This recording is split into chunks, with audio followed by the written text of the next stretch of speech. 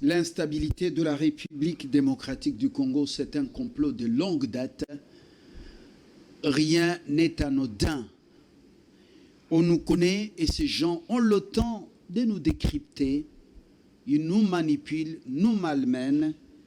Voilà, le pays doit saigner à saigner tous les jours et ils planifient leurs histoires. Si nous n'ouvrons pas les yeux, ça va être catastrophique. Anne, vous la connaissez? Vous l'avez déjà affrontée une autre fois? Oui. Anne Grégo, bonjour. Bonjour. La dernière prestation, la dernière émission, Oui. ça fait 125 000 vues, avec près de 700 commentaires dans tous les sens. Merci. Euh, Sauf que la dernière fois, j'étais prise par l'émotion Oui. et je n'ai pas été droit au bout pour dire exactement les textes et tous les documents qui sont à la disposition des Congolais et des Africains. oui, la fois passée, vous étiez secoué par les soucis de santé. Vous l'avez suivi, non? Oui. Elle était prise par l'émotion, elle a failli pleurer. Cette dame, j'ai reçu des témoignages venant des États-Unis, de presque toute l'Europe et de plusieurs pays africains, que Ndenge Bozomone Yohana, Azaki et Lenge Mwasi, elle est toujours belle. Elle a aidé beaucoup d'Africains et surtout des Congolais à obtenir des papiers en Europe. C'est du violent. À obtenir des papiers en Europe, à être stable. C'est une militante. Elle est très attachée à cette nation. Beaucoup de gens m'ont appelé de par le monde pour me dire, c'est là, telle que vous la voyez là, elle est comme ça. Bravo. Dans l'Europe, très attachée à la cause congolaise. Non. Et quand vous la voyez pleurer, elle est comme ça depuis qu'elle est jeune. Alors, bravo, parce que Bien. je n'ai reçu aucun mauvais témoignage contre vous. Et Vous êtes un excellent joueur de violon, hein? voilà. Alors, vous avez demandé juste une introduction et qu'on vous laisse 3 minutes pour introduire. Nous vous laissons avant de vous poser des D'accord. questions. Voilà. Alors, écoutez, je veux d'abord, avant de commencer pour l'année 2001 et la mort de Laurent Désiré Kabila, vous dire des éléments qui ne concernent pas tellement le Congo, mais qui vont m'amener au sein des saints en Allemagne, où je vais découvrir ce qui se tramait pour le Congo, dans un château, le château de Neubernich. 16 novembre 2000, mort de l'écrivain Roger Perput, pédophile, franc-maçon, j'en dis pas plus. 16 décembre 2000, mort de son fils adoptif dans l'incendie du masque de Tarascon. Alain Philippe de Malagnac était le mari de la comédienne peintre Amanda Lear. Juste là, ça va. Et j'apprends à une de mes clientes que je sauvais parce qu'on voulait lui prendre ses biens alors qu'elle avait 20 ans, Stella, la comtesse de Guérois, que je suis l'ex-femme d'Alexandre de Villiers. Alexandre de Villiers était à l'époque celui qui dirigeait l'ordre du Temple solaire. On a mis ça sur le compte d'un chef d'orchestre tabarnak, mais ce n'est pas du tout ça. Alexandre de Villiers, ce n'est pas n'importe qui. Alors, elle en parle, et je reçois un coup de téléphone le 2 janvier 2001 de l'adjudant de gendarmerie de Tarascon, et qui me dit, où que vous soyez, je dois vous entendre. Ben, je dis, écoutez, je suis chez mes parents en vacances, c'était Noël, et il me dit, je viens, on peut se voir demain. Et il arrive avec un énorme dossier. Je voudrais vous raconter ce qui s'est passé un mois avant l'année 2001. 16 novembre 2000, mort de l'écrivain pédophile, franc-maçon, Roger Perput. 16 décembre, un mois plus tard, mort de fils adoptif de Roger Perfit, Alain-Philippe de Malagnac, qui était l'époux de Amanda Lear. Pour ceux qui savent, il était donc en train d'écrire un livre sur Alexandre de Villiers. Alexandre de Villiers, par la mort de Alain-Philippe Malagnac, s'est approprié de tous les écrits et de tout ce qu'il avait mis comme document. Alain-Philippe de Malagnac a été trouvé mort dans la cuisine sans gaz carbonique alors qu'il y avait un incendie. Et son garde de corps à l'étage, pareil, mort sans gaz carbonique.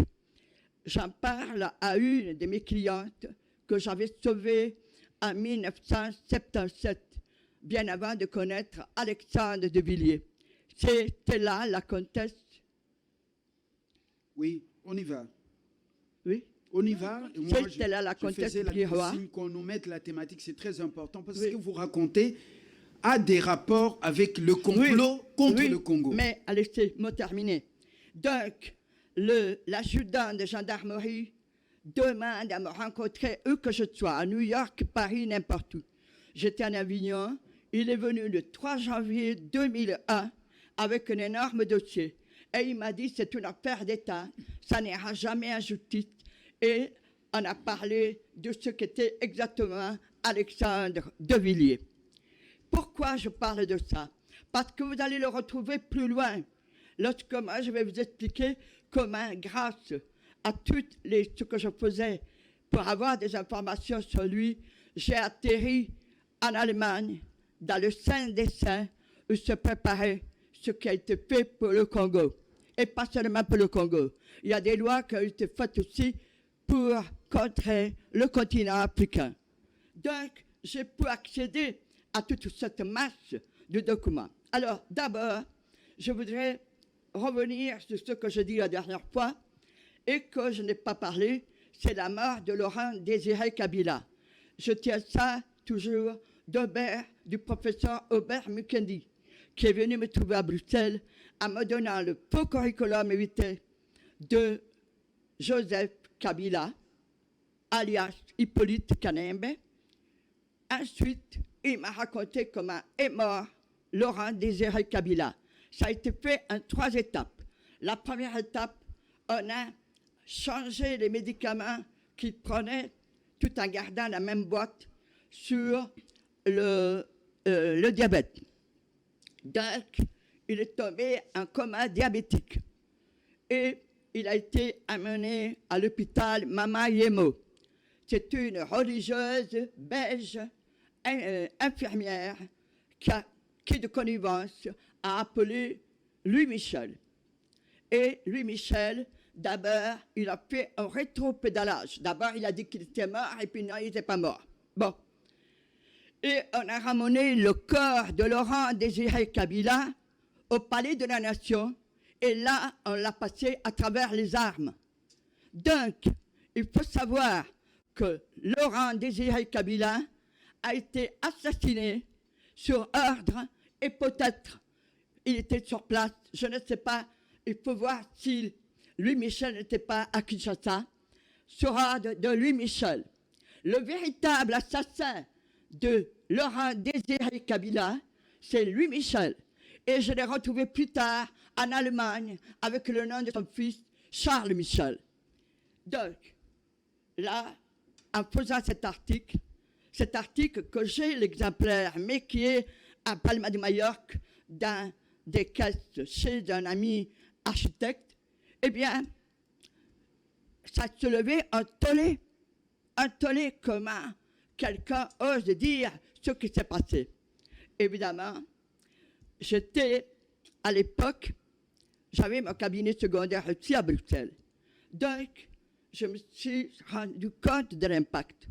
Et puis après, lorsque j'ai dû déménager à Paris, le 10 et 11 juillet, on m'a envoyé trois, je dis bien trois, des prétendus auteurs des attentats du 11 septembre. Et celui qui me les a envoyés, c'est Kaldoum Amadé. Pourquoi je donne les noms? Parce que ce sont des noms que j'ai retrouvés plus tard dans le château de Nevernich. En Allemagne. Bien. Alors, ce qui s'est passé, c'est que, sachant, quand j'étais entendu par l'antiterrorisme, le 19 septembre, j'ai dû prendre la tangente et je suis parti à Bruxelles. Et je suis allé rencontrer l'ambassadeur d'Égypte, son Excellence Suleiman Awad, A-W-A-D, qui, en vue des informations que je me donnais, que Mohamed Atta m'avait dit sur son père, sur sa famille, a contacté le président Moubarak et a contacté le père de Mohamed Atta, qui a dit « Mon fils m'a appelé le lendemain de l'attentat et on a trouvé son passeport neuf avant deux attentats. » Donc, à ce moment-là, j'étais vraiment entre deux fers, parce que je devenais, l'ambassadeur Awad m'a dit « On vous met sur notre protection. » Mais vous savez ce que c'est à Bruxelles, être un témoin. C'est passer par la case cimetière avant d'être entendu. Regarder l'affaire du trou, regarder toutes les affaires. Alors, moi, je me suis dit, non, je ne suis pas un fait divers. Si j'ai des informations, si je me bats, c'est bien pour quelque chose. Pour les femmes qu'on assassine, c'est pour ça que je suis derrière Alexandre de Villiers, pour les femmes qu'on a assassinées un peu partout en France, et aussi pour le Congo. Donc, Jean-René Ettel, franc-maçon, qui était mon compagnon, au début, je ne voulais pas ouvrir la porte. Après le décès de papa, a voulu m'amener à Majorque. Et là, je me suis dit, il faut que je fasse abstraction de toute information, tant sur le Congo que sur Alexandre. C'était mon geôlier. Je peux dire les choses comme elles sont. Donc, c'est quand il partait que j'ai contacté quelqu'un. Ce quelqu'un, c'est le bras droit de Cheminade. Cheminade, c'est celui qui s'est présenté à l'élection présidentielle en France en 1995. Et cette personne que vous pouvez contacter, c'est Sébastien Périmoni. Et alors, je lui ai dit, je cherche des informations sur Alexandre de Villiers. Il faut être franche, parce que cette histoire de l'assassinat du mari d'Amanda Lear, qu'on a écrasé, qu'on a fait passer pour quelqu'un qui avait brûlé, ce n'est pas vrai. Et Amanda Lear a fermé sa gueule, peut-être parce qu'elle était co-complice. Je m'arrête là. Alors, à ce moment-là, je profitais du fait que Jean-René n'était pas à Palma pour le jour qu'il n'était pas là. Je ne descendais pas au village. Le village était à 300 mètres et il y avait une dénivellation, puisque nous étions à 384, il fallait y aller à ça. Je prenais le chemin des chèvres, puisque c'est comme ça. Généralement, c'est les chèvres qui les prennent. Et un peu comme quand on fait du ski devant une piste noire, je la descendais pas direct, puisque je me cassais la figure, je faisais des zigzags. Et j'arrivais, ce qui fait que ceux du village, je ne me voyais pas. Voilà. Alors ensuite, on va revenir sur ce qui s'est passé. Voilà. Vous avez eu vos 3 minutes ou plus pour cette introduction pertinente. Mais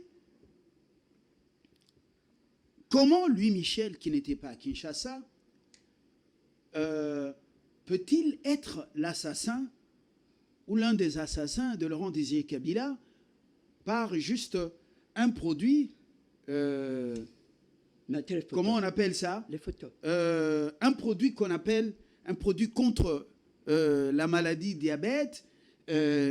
Comment cela peut avoir des liens? Ne soyez pas naïfs. Ne soyez pas naïfs. Ce qui se passe sur le Congo, il n'y a jamais eu d'indépendance. Avec Kabila. Et ils ont voulu refaire exactement le partage de 1885. Lui, Michel, n'aime pas n'importe qui.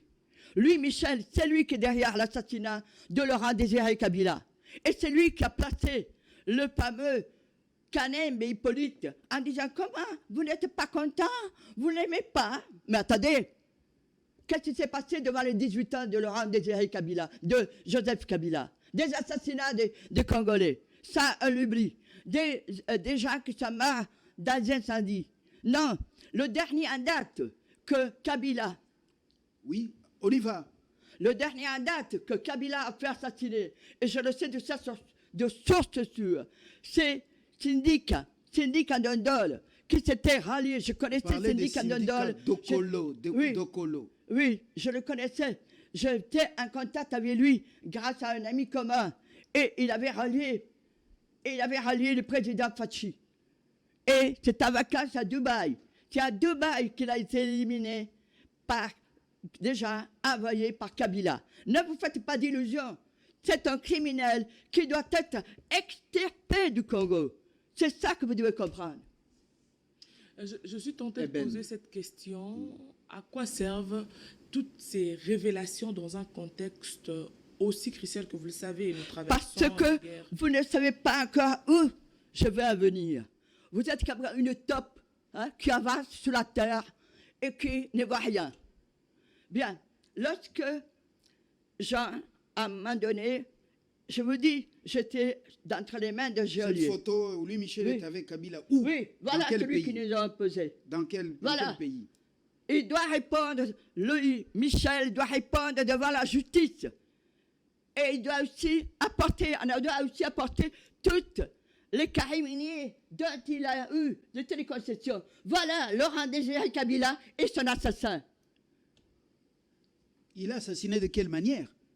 Parce que lui n'était pas Bien. Kinshasa. Alors, la première des choses qu'ils ont dit, les francs-maçons, il faut le savoir, ils vous aplatissent tant que vous n'allez pas dire pitié. Mais ce n'est pas mon style. Alors, qu'est-ce qu'ils ont fait? Ils ont essayé de voir dans mon appartement, mon cabinet de Bruxelles. Et Jean-René Etel, qui était mon compagnon, m'a proposé de l'acheter sans aller aux enchères, que ça ne se voit pas. Je n'avais rien à tirer. 132 000. J'ai dit non, on va aux enchères. Et j'étais présente. Et heureusement, j'ai pu payer mes créanciers dans les cotisations à l'ordre des avocats, grâce à laquelle je me suis réinscrite en 2014. Attendez, donc, lorsque j'ai eu cette masse d'informations que Sébastien Périmoni m'a envoyé, ben, je suis tombée des nues. D'abord, c'était des hommes qui écrasaient des femmes. Même pas le repos des guerriers, c'est autre chose. Je dis, mais c'est des malades. Et puis, je suis arrivée au fameux tableau, le festin d'Alexandre, que je vous ai transmis et que j'aimerais bien que vous passiez. Bon, techniquement, on n'a pas réussi à montrer ce tableau. Je reviens à la préoccupation d'Eben. Toutes ces révélations dans un contexte comme celui-ci, ça nous apporte quoi? Ça change quoi? Kabila est à Goma. Il est là depuis bien longtemps, même s'il donne l'impression d'être ailleurs. Dans cette masse de papier, à l'époque, il n'y avait pas Facebook. En allant au moteur de recherche Google, je suis arrivée à rentrer dans le château de Navarniche.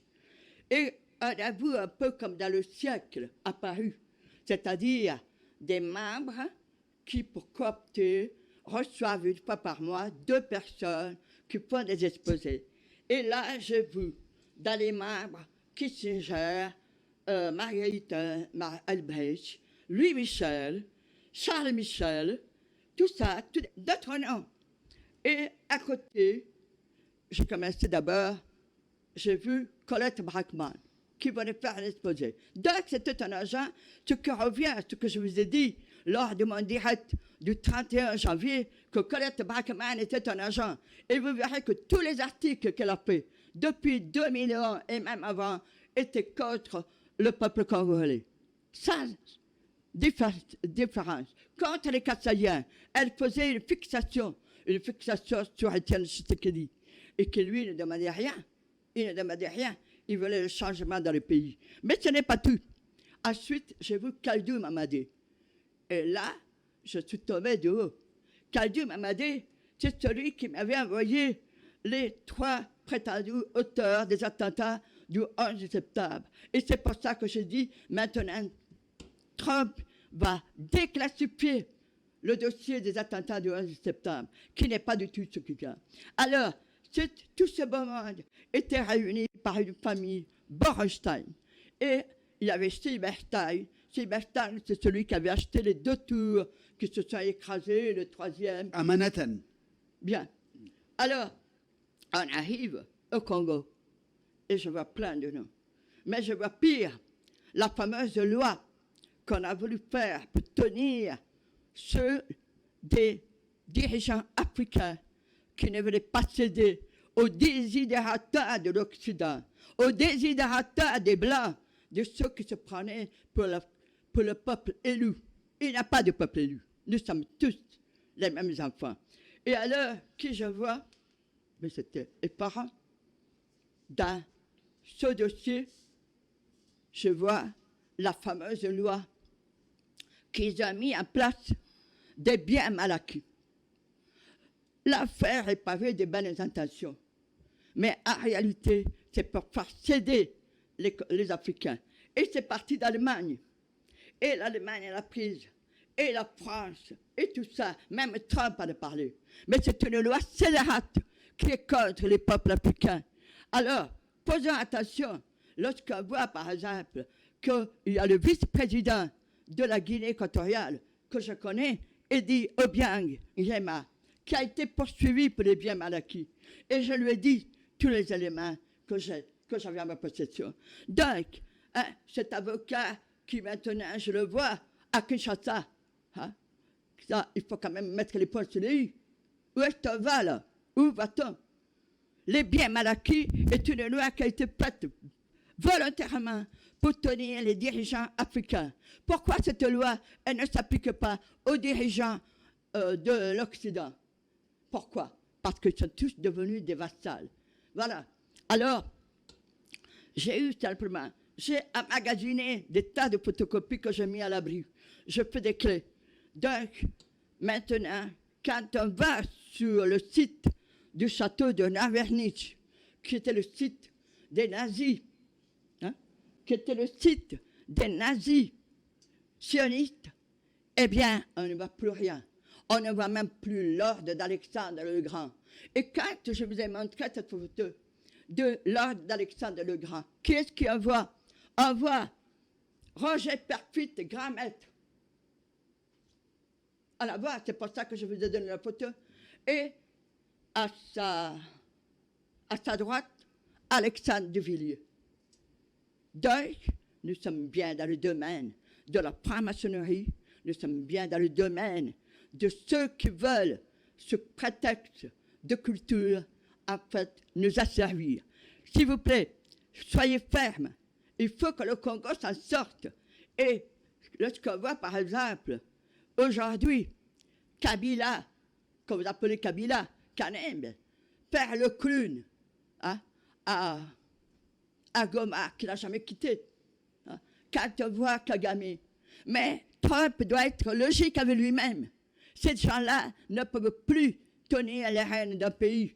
Par exemple, Kagame, il ne peut plus rester à la tête d'un État dont il a été élu à 99%. Ça veut dire une dictature.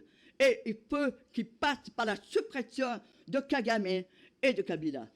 Merci, Anne. Vous avez tout dit. On vous a plus laissé le temps de parler parce que les téléspectateurs, à un moment donné, la dernière fois, ils étaient en colère contre moi et mon confrère. Pourquoi vous avez interrompu Anne?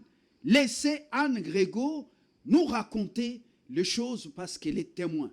Anne a décidé, avant le retour à la maison du Père, quand Dieu le décidera, elle a décidé de dire des vérités.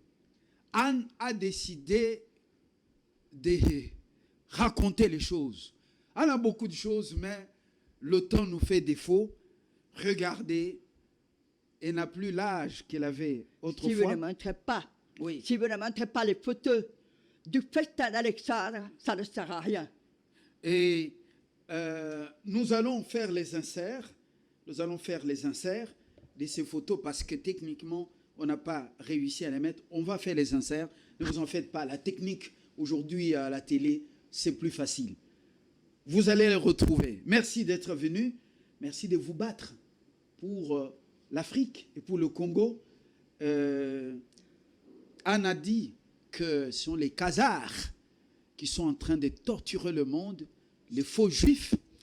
Il y a cette traces de ces gens, il les a cités, qui nous font la guerre. Ils sont derrière les assassinats en Afrique, même au Congo.